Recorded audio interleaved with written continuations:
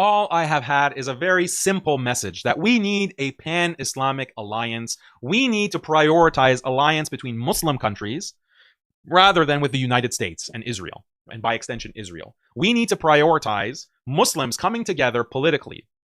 Obviously, the ultimate ideal goal is establishing a khilafah, but a precursor or a stepping stone to the khilafah is to have a pan-Islamic alliance where Muslims, despite having difference in ethnicity, difference in race, and even difference in sect, come together and ally. And the first priority of that alliance is defense, to have strategic defense so that any outside force knows that if you attack Syria, if you attack Iraq, if you attack Bangladesh, if you attack Pakistan, if you attack Algeria, you have to deal with the entire Muslim world because there's an actual tangible security agreement that all of these countries have that prioritize their interests over the interests of outside forces. That's what it means to have a pan-Islamic alliance. It's not really that high of a bar. If you care about Islam, if you care about Muslims over non-Muslims, like it's not really that high of, in the abstract, theoretically, it's not really that high of a bar. But I was told that, no, Daniel, we can't have, what are you talking about? You Rafidi supporter, you Iranian agent, you shill, you Taqiyya doing Rafidi Shi'i, whatever.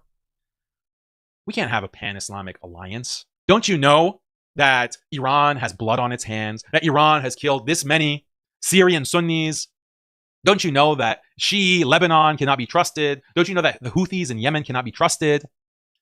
These were the excuses that were made. That to deny the possibility, the mere possibility of having a pan-Islamic alliance foreclosed by the fact that, number one, that means allying with the Shia, and that is completely unacceptable. Sunnis can never ally with the Shia under no circumstances. And then, I debated this. I literally had a debate, two retards versus me, and it was complete destruction, humiliation. Like they've literally abandoned social media in the wake of that debate, and establishing that no. This is what Sunni Islam, this is what Orthodox Islam actually says, that yes, even with the Shia, even scholars like Ibn Taymiyyah say that you have to prioritize allying with other Muslim sects over the disbelievers. And yes, even Ibn Taymiyyah, rahimahullah, considers the Shia to be Muslim, depending on which group of Shia. So that was established. I had a whole debate. You can go watch that.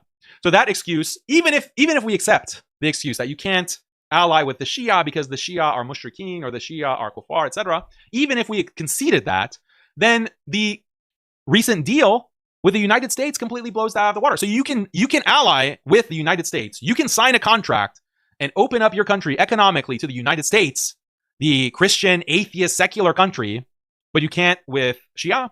How does that work?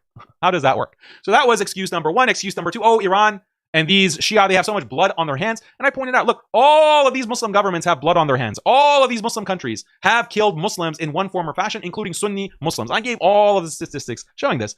But how can you compare that with the United States? How much Muslim blood does the United States have on its hands? Not even considering the United States' enablement of Israel and Israel's killing of Muslims. Let's just focus on the United States. How much blood on its hand does the United States have? And again, these shills, these Arab supremacist shills who were denying the possibility of pan-Islamic unity and alliance with Iran or Lebanon or Yemen, when I put this question to them, they said, no, Syria can stand alone. Syria doesn't need alliance with anyone else. Then when the actual revolution happened in December, end of November and December, they changed it to, no, Syria needs to make a deal with the United States. Syria needs to sign a deal, make an alliance with the United States. Suddenly, it doesn't matter how much blood you have on your hands. Suddenly, it doesn't matter if you have blood on your hands or not. Because the U.S. has arguably the most blood on its hands. It's like maybe a two-way tie between the U.S. and Israel, depending on how you consider Israel's influence on the U.S. But who has more blood on their hands than the United States and Israel? So that excuse blown out of the water. The claim that but we can't ally with Iran because they're secretly plotting. They have these secret plots to completely take over the Muslim world. And then you ask, these Iranians and the Shia, they have a secret plot, but the United States doesn't. The United States doesn't have a secret plot. Like the pure-hearted, innocent United States, they only have intentions as white as snow.